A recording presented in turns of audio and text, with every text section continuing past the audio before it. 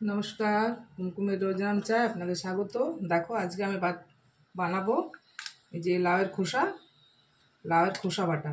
তো কীভাবে বানাচ্ছি দেখো, আমি লাউয়ের খোসাগুলো এই দেখো কেটে ধুয়ে পরিষ্কার করে নিয়েছি।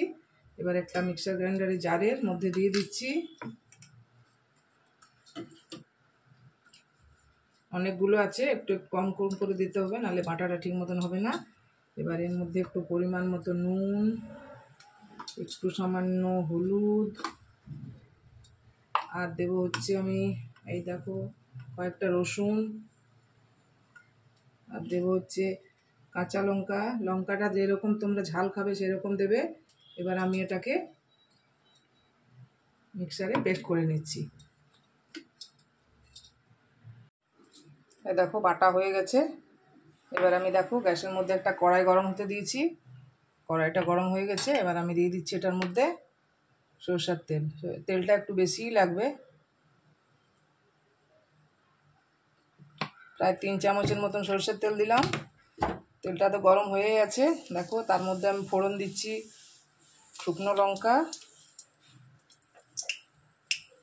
আর একটু রসুন কুচি, আর দেবো এটা একটু ভাজা ভাজা হয়ে যায়।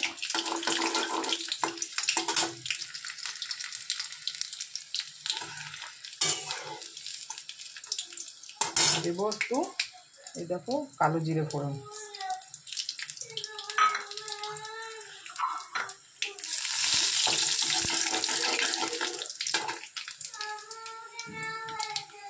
এবার দিয়ে দিচ্ছি আমি বাটাটা দিয়ে দিচ্ছি।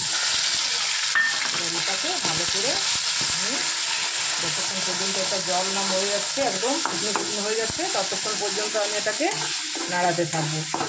আর তোমরা নুনটা একটু দেখবে, নুন যে যেরকম খাও সেরকম দেবে ঝালটা। আমরা তো সাধারণত এই খোসাগুলো ফেলেই দিই।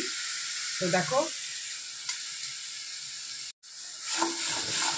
দেখো তোমাদের যদি রেসিপিটি ভালো লাগে অবশ্যই লাইক শেয়ার কমেন্ট করবে। আর যারা আমার চ্যানেলে নতুন তারা অবশ্যই সাবস্ক্রাইব করবে, আর পাশে থাকা বেল আইকনটি অবশ্যই প্রেস করবে, তাহলে আমার ভিডিও যত নোটিফিকেশন আছে তোমাদের কাছে ঠিক সময় পৌঁছে যাবে। দেখো এবার আমি আস্তে আস্তে করে এইভাবে এটাকে আমি ভেজে নিচ্ছি। দেখো ভাজা ভাজা হয়ে গেছে, এইভাবে করে নেবে। দেখো আমি এবার গ্যাসটা অফ করে দিচ্ছি। এভাবে তোমরা খেয়ে দেখবে, কমেন্ট করে আমাকে অবশ্যই বলবে কীরকম হয়েছে। তাহলে আজকের মতন ভিডিওটা আমি এখানেই শেষ করছি। বাই।